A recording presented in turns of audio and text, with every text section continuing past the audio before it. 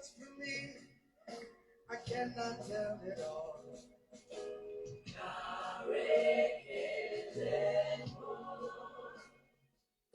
If I had 10,000 tongues, it still wouldn't be enough.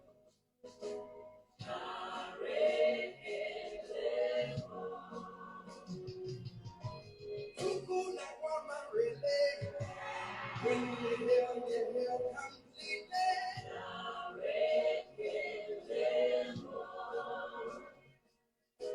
Tuku ma rojo, it's the can't we sing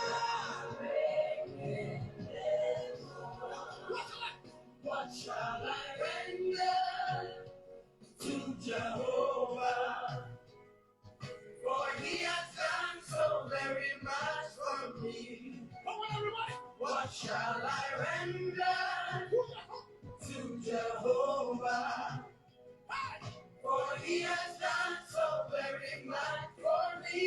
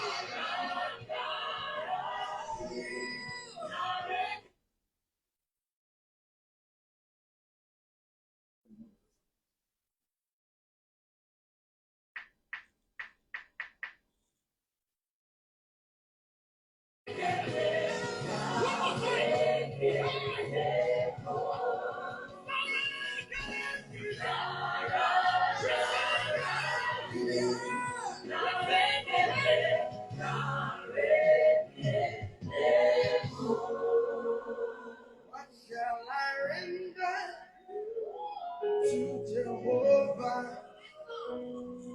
For he has done. What shall I render to Jehovah?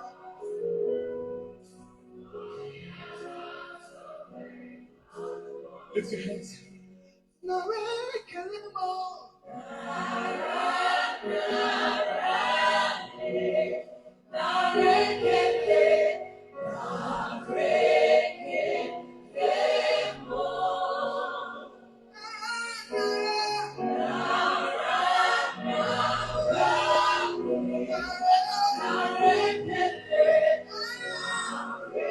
One more time. Jump the church.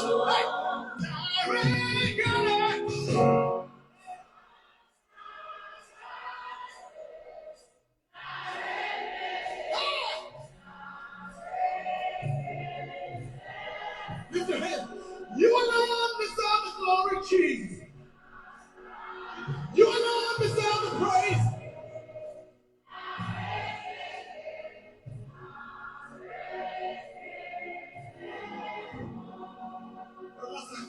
What shall I render? Come on, let him know. And for he has done so very. For he has done so very much. He's done so much for you. What shall I render to Jehovah? To Jehovah. For he has done so very much for me. Shalom, shalom. Nous voulons vous souhaiter la bienvenue dans la présence de notre Seigneur. Et encore une fois de plus, nous voulons dire à chacun de vous une très bonne et heureuse année 2024. Nous sommes dans la joie ce matin de vous accueillir à ce programme de notre dévotion matinale. Comme je l'avais dit, pour la nouvelle année, nous allons avoir la dévotion matinale chaque vendredi, à moins de recevoir de Dieu les instructions contraires. Mais chaque vendredi, nous aurons la prière de 6h30 à 7h. Nous sommes en train de voir comment fidéliser ces programmes. Peut-être aussi, on peut voir dans quelle mesure on peut commencer à avoir une autre dévotion matinale chaque lundi matin pour que nous puissions consacrer la semaine à Dieu et terminer la semaine par vendredi. Mais nous aurons le plus d'ample détails d'ici la fin de la semaine. Sans plus tarder, je vous invite à baisser vos têtes et à prier avec moi. Tendre Père, nous te bénissons pour la grâce que tu nous accordes de commencer ce nouveau jour avec toi. Ta parole nous dit, voici la journée que l'Éternel a faite, et soit pour vous un sujet de joie et d'allégresse. Nous prions que cette première matinée, cette dévotion matinale, soit pour nous vraiment un moment de joie et d'allégresse. Seigneur, nous ne voulons pas que ce soit un simple programme, un simple rassemblement. Nous prions, Seigneur, que tu puisses toi-même nous visiter. Nous voulons te bénir, nous voulons te glorifier parce que tu es Dieu, tu demeures Dieu, d'éternité en éternité, d'éternité en éternité. Nous voulons te remettre toute la gloire. Nous voulons te recommander le technicien qui travaille avec nous ce matin, tous ceux-là qui nous suivent en ligne, tous ceux-là qui sont avec nous ici. Nous prions que tu nous donnes un esprit d'entendement, surtout un esprit de révélation. C'est dans ton nom que nous avons ainsi prié avec les actions de grâce. Amen. Voilà, le texte sur lequel nous allons méditer ce matin se trouve dans le livre de Jean. Je préfère commencer par là, avant de passer à quelques sujets de prière. C'est dans le livre de Jean, chapitre 21. C'est le moment de la prière, mais c'est aussi le moment d'écouter la parole de Dieu, de faire le partage. Dans le livre de Jean, chapitre 21, on lira du verset 1 jusqu'au verset 13. La Bible nous dit, après cela, Jésus se montra encore aux disciples sur le bord de la mer de Tibériade, et voici de quelle manière il se montra. Simon-Pierre, Thomas appelé Didyme, Nathanaël de Cana en Galilée, le fils de Zébédée, et deux autres disciples de Jésus étaient ensemble. Simon-Pierre leur dit, je vais pêcher.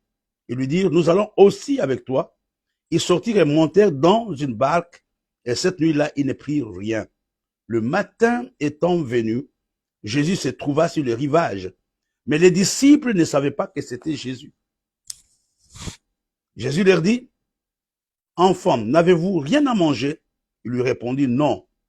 Il leur dit, jetez le filet du côté droit de la barque, et vous trouverez.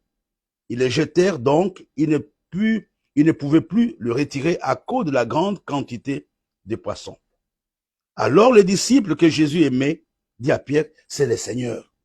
Et Simon-Pierre, dès qu'il a entendu que c'était le Seigneur, mit son vêtement et sa ceinture, car il était nu, et se jeta dans la mer. Les autres disciples vinrent avec la barque, tirant le filet plein de poissons, car ils n'étaient éloignés de terre que d'environ 200 coudées. Lorsqu'ils furent descendus à terre, ils virent là des charbons allumés, du poisson dessus et du pain. Jésus leur dit, apportez des poissons que vous venez de prendre. Simon-Pierre monta dans la barque et tira à terre le filet plein de 153 grands poissons, quoiqu'en tirant les filets ne se rompit point. Jésus leur dit, venez manger. Et aucun des disciples n'osait lui demander, qui es-tu, sachant que c'était le Seigneur. Jésus s'approcha, prit le pain et leur donna. Il fit de même du poisson. C'était la troisième fois que Jésus se montra à ses disciples depuis qu'il était ressuscité des morts. C'est un long texte, mais qui est important pour que nous puissions comprendre un peu la pensée sur laquelle nous allons travailler ce matin. On parle de Jésus qui venait d'apparaître à un groupe de disciples à cause de leur découragement. C'était Pierre. À cause de son découragement, avait préféré aller pêcher. Et n'oublions pas que Jésus l'avait déjà enlevé de la pêche. Jésus avait fait de lui un pêcheur d'hommes. Mais après la mort du Seigneur, Pierre se sentait totalement abandonné. Pierre ne croyait plus. Il pensait que c'était une simple aventure qu'il avait faite avec le Seigneur. Il a dit, écoutez, je vais aller pêcher, sinon je vais mourir de faim. Et quand il avait pris la décision d'aller pêcher, les autres disciples l'avaient suivi. Et quand ils étaient en train de pêcher, Jésus était arrivé. Toute la nuit, ils avaient pêché. il n'avait rien trouvé. Il n'avait vraiment rien trouvé. Mais le matin, le Seigneur était arrivé. Il leur pose la question de savoir s'ils n'avaient pas à manger. Ils avaient répondu sincèrement, non, nous n'avons pas à manger. Il leur avait dit, jetez le filet à droite. Ils ont jeté. Il n'y avait que la personne que le Seigneur aimait, Jean, qui était le premier à découvrir que c'était Jésus qui était sur les rives. Et il avait dit cela à Pierre. Et la Bible nous dit que Pierre s'était habillé. Après, ils avaient pris beaucoup de poissons, 153 poissons. Et quand ils sont sortis, et c'est ce qui m'a un peu intrigué, ils ont trouvé que Jésus avait déjà fait le feu, et sur le feu, il y avait le poisson qu'il était en train de briser, et puis il leur avait donné cela. Voilà un peu le contexte dans lequel nous sommes. J'aimerais ce matin d'abord nous donner quelques petits sujets de prière. Le premier sujet, on va dire, Seigneur, aide-moi à croire en toi et à m'attendre à de bonnes choses de ta part pour cette nouvelle année 2024. Aide-moi à croire en toi et surtout à m'attendre à de bonnes choses de ta part pour cette nouvelle année. Au nom de Jésus, prions ensemble. Seigneur, notre Père et notre Dieu, nous te bénissons. Aide-nous à vraiment avoir confiance en toi et surtout nous attendre à de bonnes choses de ta part durant cette nouvelle année. Peu importe la pression, peu importe les choses que nous voyons, mais ce matin, nous voulons vraiment confesser que nous allons vivre de bonnes choses. Nous allons vivre de nouvelles choses. Nous allons vivre de miracles. Nous allons vivre de grandes réalisations, de grandes bénédictions de ta part. Nous voulons te bénir. Nous voulons te glorifier au nom de Jésus. Amen. Le thème sur lequel nous allons prier ce matin, pour ceux-là qui viennent de nous suivre ou qui viennent de se joindre à nous, nous l'avons intitulé « Le matin de ma bénédiction ». Le matin de ma bénédiction. Le matin de ma bénédiction. J'aimerais ce matin vraiment que tu réalises que c'est un matin spécial, pas un matin comme les autres, mais un matin spécial, le matin de ton miracle, le matin de ta grâce, le matin de ta bénédiction. Prie encore avec moi, dis Seigneur, j'aimerais déclarer que la nouvelle année, le matin de la nouvelle année sera un matin de ma bénédiction. Le matin de cette nouvelle année, le matin de l'an 2024, sera l'année de ma bénédiction. Ça sera la fin de mon échec. Ça sera la fin de mon humiliation. Jésus était venu voir les disciples, non la nuit. Il était venu le voir le matin. J'aimerais ce matin encourager quelqu'un à le confesser, à dire, c'est le matin de ma bénédiction. C'est le matin de mon miracle. C'est le matin de ma grâce. Au nom de Jésus, puis ensemble. Nous te bénissons, notre Père. Nous te bénissons, notre Dieu. Nous déclarons ce matin que c'est le matin de notre miracle. C'est le matin de notre bénédiction. Seigneur, tu connais toutes les choses par lesquelles nous sommes passés en 2023. Nous avons connu des nuits. Nous avons connu des échecs. Nous avons connu des humiliations. Ce matin, nous déclarons que c'est un matin extraordinaire, le matin de notre bénédiction. Nous nous attendons à ta visitation. Nous nous attendons au miracle. Nous nous attendons à ton intervention divine au nom de Jésus. Au nom de Jésus. Avant de continuer, je voudrais vous montrer quelque chose qui est très important. S'il y a une chose que nous pouvons retenir de prime abord dans le texte, c'était la révélation de Jésus. La Bible nous dit que il était avec les disciples, mais les disciples ne l'ont pas connu. C'est ce que la Bible nous dit. On va voir cela.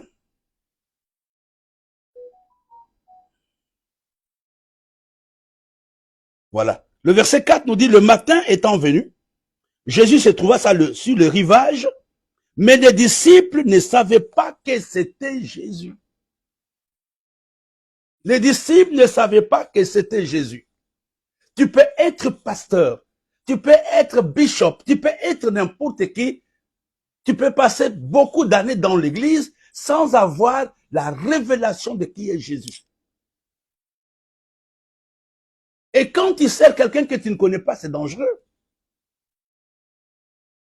Et n'oublions pas, mes bien-aimés, que la révélation n'est pas l'initiative de l'homme. La révélation est l'initiative de Dieu. C'est Dieu qui prend la décision de se révéler à l'homme. Ce n'est pas l'homme, ce n'est pas l'inverse. C'est l'initiative de Dieu qui prend la décision de se révéler à Victorine, qui prend la décision de se révéler à Barthélemy, dit que ce matin, je vais me révéler à telle personne. Sinon, tu vas vivre avec un Dieu inconnu.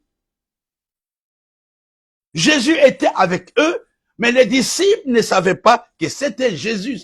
C'est pas moi qui l'ai dit, c'est la Bible qui l'a dit. Nous ne voulons pas que ce soit une matinée d'enseignement, mais j'aimerais que tu pries. Dis Seigneur, s'il te plaît, révèle-toi à moi au travers de ta parole durant cette année. Un homme qui a la révélation de qui est Dieu le sert autrement. Sinon, ça sera la religion. Sinon, ça sera la routine. Sinon, ça sera l'épuisement.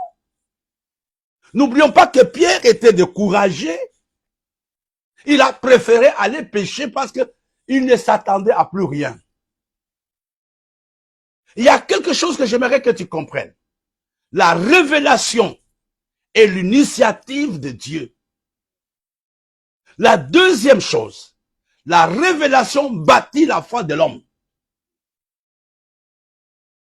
Quand il y a la révélation de Dieu, ta façon de le regarder change. La révélation bâtit ta foi. La troisième réalité que j'aimerais que tu comprennes, la révélation t'amène à prendre conscience qui tu es. C'est quand Jésus était arrivé que Pierre a pris conscience qu'il était nu. Ce n'était pas avant. C'est quand le Seigneur est arrivé, quand Jean lui a dit, hey, Pierre, cet homme-là, c'est ça le Seigneur. Et il est parti. Il s'est jeté dans le lac. Notre prière de ce matin, c'est de dire, Seigneur, révèle-toi à nous durant cette année. Je ne veux pas travailler avec un Dieu inconnu. Révèle-toi à moi au travers de ta parole. C'est une supplication que tu peux faire. Tout commence par là, avoir la révélation de qui est Jésus. Pour que pour que Paul change de vie, il fallait que Jésus se révèle à lui sur la route de Damas. J'aimerais ce matin que nous commencions cette nouvelle année avec cette pensée, Seigneur, je veux avoir, parce que ta bénédiction en dépend. Ta bénédiction en dépend.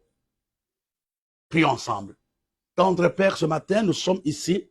Nous te demandons une seule chose, c'est avoir la révélation de ta personne. Seigneur, nous voulons ce matin non te servir en tâtonnant, non servir un Dieu que nous ne connaissons pas. Ce matin, mon frère et ma sœur, nous avons soif de venir auprès de toi pour que tu te révèles vraiment à chacun de nous durant cette année 2024. Si tu ne t'étais pas révélé à Paul de Tarse, il allait mourir dans le judaïsme. Mais tu avais pris la résolution de te révéler à lui. C'est ce que nous te demandons ce matin. Révèle-toi à chacun de tous ceux-là qui nous suivent maintenant. Nous voulons avoir ta révélation, notre Père. Nous voulons avoir ta révélation tendre, Seigneur. Nous te bénissons, Seigneur. Nous te glorifions au nom de Jésus. Il y a des gens qui nous suivent de très loin. Je vous bénis tous. Je vois un de mes fils à Brazzaville, qualité. Que Dieu te bénisse, fils. Alors, regardons un tout petit peu. Vous allez me dire, non, pasteur, mais est-ce que Dieu va se révéler à moi? Oui. Regardons ensemble le verset 2. La Bible nous dit, Simon Pierre, non, commençons à partir du verset 1. Après cela, Jésus se montra encore aux disciples sur le bord de la mer de Tibériade, et voici de quelle manière il se montra. Il faut lire chaque terme. D'abord, il se montre à Simon-Pierre. De deux, il se montre à Thomas appelé Didyme. 3, il se montre à Nathanaël de Cana, en Galilée. 4, il se montre aux filles de Zébédée et de 2 autres disciples dont on n'a pas donné le nom. Vous allez penser que cet agencement est un agencement par hasard. Non. Simon-Pierre, c'est le type de chrétien impulsif. C'est le type de chrétien instable. Mais après la révélation, reste solide. Il va d'abord se montrer à Simon-Pierre. N'oublions pas que Simon, c'est le roseau agité, etc. Ce sont des gens impulsifs. N'oublions pas quand on voulait arrêter le Seigneur, celui qui s'était levé pour aller couper l'oreille de Marcus. Donc vous comprenez que quelle que soit la catégorie dans laquelle vous êtes un candidat à la révélation de Dieu. Il s'est d'abord montré à Simon-Pierre. Les types de chrétiens instables, agités. Et puis, il va se montrer à Thomas. Thomas, ce sont les cartésiens, les scientifiques. Et c'est possible vraiment, est-ce que Dieu existe?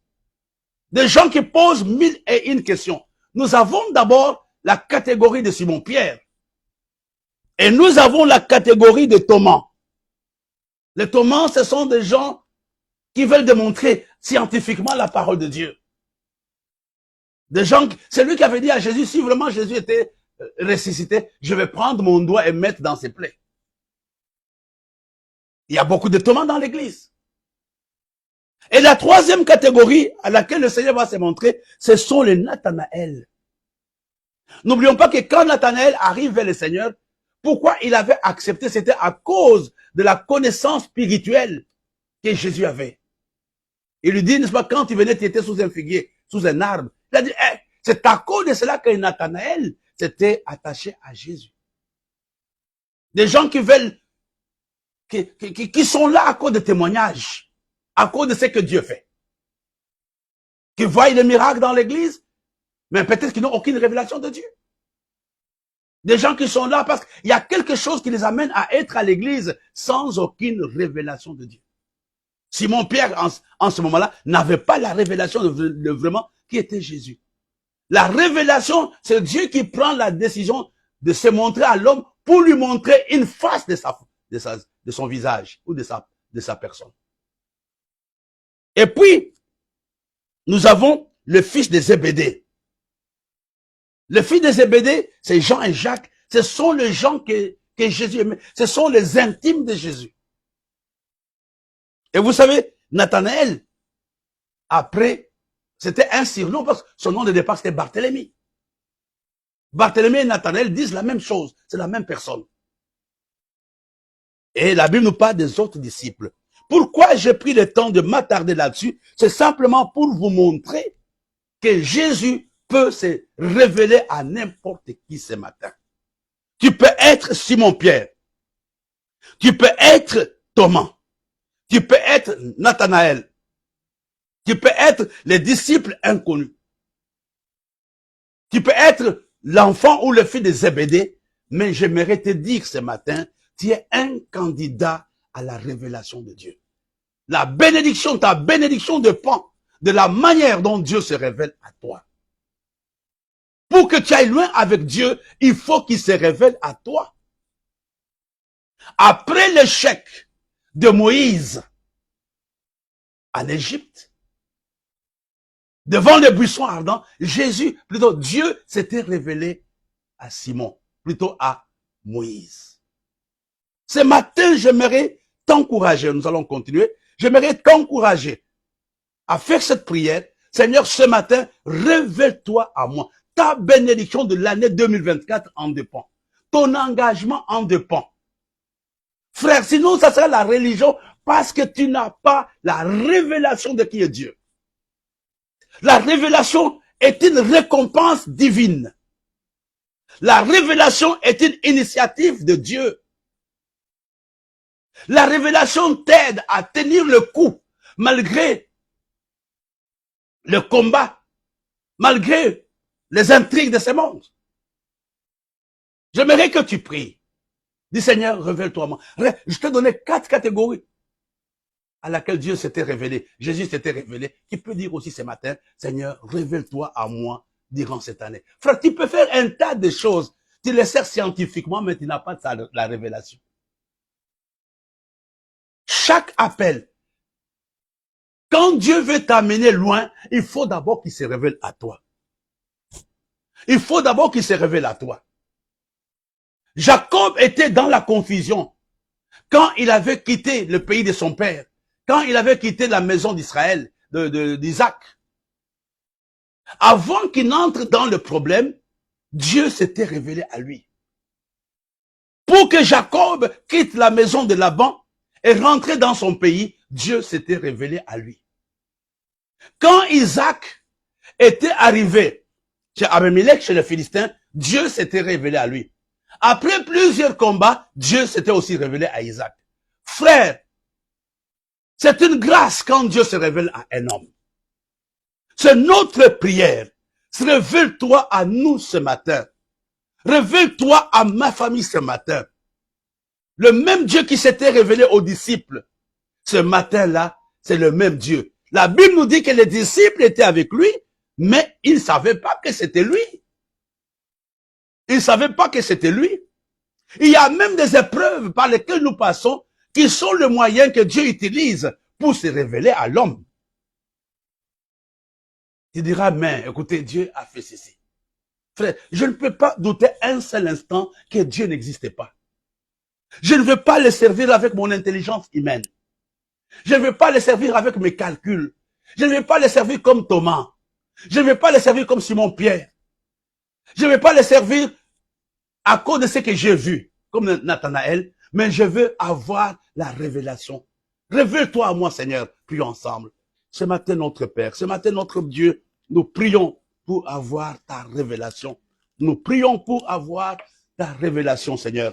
Ce matin, nous sommes en ce lieu pour que tu te révèles vraiment à nous, pour que tu te révèles à nous dans tous les aspects de notre vie. Seigneur, nous ne voulons pas te servir avec un autre Dieu, avec un Dieu de quelqu'un. Mais ce matin, Seigneur, tu as pris la résolution de te révéler à chacun d'entre nous. Parce que nous savons que notre bénédiction en dépend. Nous ne voulons pas servir Dieu que nous ne connaissons pas. Comme ce fut les Grecs qui avaient écrit à un Dieu inconnu. Mais nous voulons te connaître. Nous voulons te connaître. Nous cherchons à te connaître. Nous cherchons à avoir une intimité avec toi. Ce matin, notre Père, ce matin, notre Dieu, pour cette nouvelle année, pour ce matin de la nouvelle année, nous te prions. Accorde-nous ta révélation. Accorde-nous ta révélation. Nous te bénissons, notre Dieu. Nous te bénissons, notre Père, au nom de Jésus. Au nom de Jésus. Écoute-moi bien. La révélation, c'est une conséquence de la visitation divine. Quand Dieu te visite, il se révèle à toi. Nous allons encore prier ce matin. Pour cette nouvelle année, Seigneur, visite ton église, visite ma famille, visite mon peuple. Visite-moi, Seigneur. La visitation de Dieu, l'une des choses que la visitation de Dieu fait, c'est la révélation. Tu peux oublier tout ce que j'ai dit, mais ce matin, aie soif d'être visité par Dieu. Aie soif de la révélation. Mais 3 ans et demi après, les disciples ne savaient pas qui était Jésus. Il était avec eux. Il était avec eux. Il va leur demander d'aller pêcher, de jeter le filet. Ils ont jeté le filet. Mais quand ils sont sortis, ils ont trouvé le poisson sur le feu. Ça, c'est Jésus. Alléluia. J'aimerais te dire encore une chose. On gagne le temps. Regardons ensemble le verset 5. Ici, il les ramène une nouvelle révélation de sa relation avec lui. Il leur pose la question, enfant, n'avez-vous rien à manger? Ils lui répondirent non. Ici, il n'est pas là comme maître. Il n'est pas là comme Seigneur. Mais il se révèle à eux dans ce moment précis comme un père. Après la résurrection, je ne sais pas s'il leur avait déjà dit cela avant, mais ici, il leur dit, je suis votre Père. N'ayez pas peur, ne rentrez pas dans ce monde. Vous n'avez pas à manger. Il dit, non, ils ne vont pas à manger. Il leur dit, il fallait me demander, jetez votre filet. J'aimerais que tu dises à Dieu ce matin, révèle-toi à moi comme un Père. Je ne veux pas servir un Dieu méchant, mais tu es mon Père. Il y a une certaine intimité, quand on dit Père, il y a une certaine intimité entre toi et lui. Que Dieu se révèle à toi ce matin comme un Père. Que Dieu se révèle à toi comme un Père, non comme un maître, non comme étant un Dieu méchant, mais comme un Père. C'est à toi de dire, Seigneur, ce matin de ma bénédiction, révèle-toi à moi. Révèle-toi à moi. Je te connais peut-être comme étant un Dieu qui sauve, mais aujourd'hui, j'aimerais te connaître comme étant un Dieu qui bénit. Je te connais comme un Dieu qui sauve, mais j'aimerais te connaître comme étant un Dieu qui délivre. Chaque jour, Dieu peut te donner un aspect de sa personne. Le Dieu de la délivrance, le Dieu de l'élévation, le Dieu de l'élargissement. La révélation t'amène à saisir une partie de la face de Dieu ou de la personne de Dieu. C'est ce que j'aimerais te dire. Il leur dit, enfant, donc je suis votre papa. N'avez-vous rien à manger ce matin? Ils ont dit non. En bon père, il leur a dit, jetez le filet à droite. Que Dieu se révèle à toi ce matin comme un père. Il ne t'a pas abandonné. Il ne t'a pas oublié. Il ne t'a pas délaissé. Il est avec toi jusqu'au soir de ta vie. Même si tu passes par la tempête. Écoutez-moi bien. Les disciples n'avaient pas donné rendez-vous à Jésus. Mais ils savaient où les trouver. Ils savaient qu'ils étaient à la pêche. Alléluia. Je voudrais te donner 4 choses. Je vais terminer par là. Quand Dieu nous visite, quelles sont les choses? Je voudrais que tu puisses demander cela pour cette matinée. Quand Dieu visite son peuple, quand Dieu visite son église, tu vas prier encore, Seigneur, visite-moi ce matin. Visite mon église. Visite ma famille. Touche-moi, Seigneur. Que ta main soit sur ma vie. Il y a 4 choses qui se passent quand Dieu visite un homme. La première chose qui se passe quand Dieu visite un homme, c'est la révélation.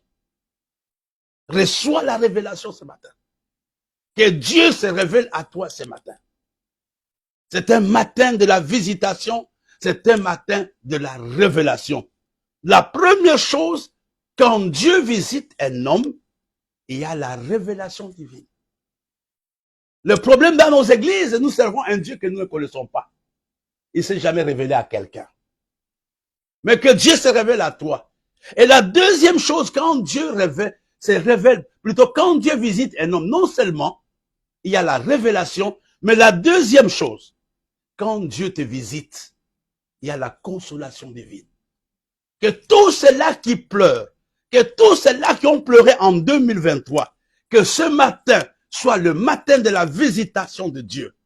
Que ce matin soit le matin de la révélation divine. Que ce matin soit le matin de la consolation.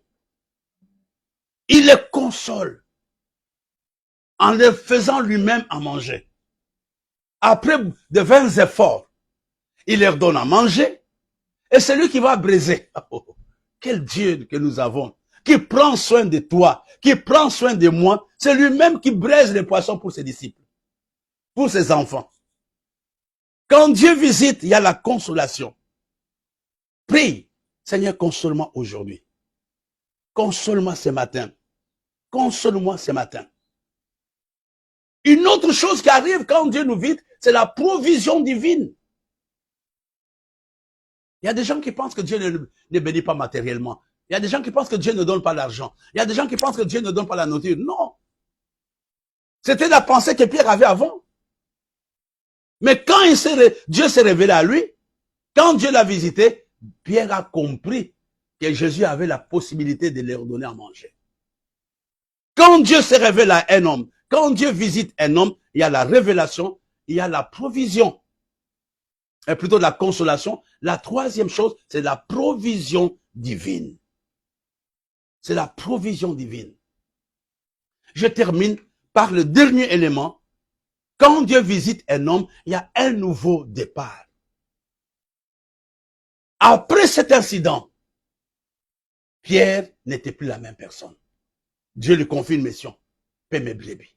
Ce matin, nous voulons terminer notre prière en disant, Seigneur, visite-nous, révèle-toi à nous, console-nous. Nous avons besoin de la provision. Nous avons besoin de la provision. Nous avons besoin d'un nouveau départ et nous avons besoin de la délivrance. Au nom de Jésus, prions ensemble. Nous te bénissons notre Père, nous te bénissons notre Dieu pour cette matinée merveilleuse. Merci parce que tu as été avec nous. Nous voulons vraiment te supplier que tu te révèles à chaque personne qui a suivi ce programme. Nous avons besoin de ta présence, notre Père et notre Dieu. Nous avons besoin de ta présence. Nous avons besoin de ta consolation, Seigneur. Nous avons besoin de la provision, de la délivrance et même d'un nouveau départ. Nous voulons te bénir, nous voulons te glorifier parce que tu es notre Dieu, parce que tu es notre Père, au nom de Jésus. Et nous avons ainsi prié. Amen. Amen. Que Dieu nous bénisse. Nous avons été dans la joie d'être avec vous ce matin. La pensée principale, le matin de ma bénédiction, la bénédiction commence d'abord par la révélation de Dieu. C'est quand Dieu se révèle à toi que tu es sur un bon chemin. Ne sers pas Dieu. N'adore pas le Dieu que tu ne connais pas, mais que Dieu se révèle à toi au nom de Jésus. Amen.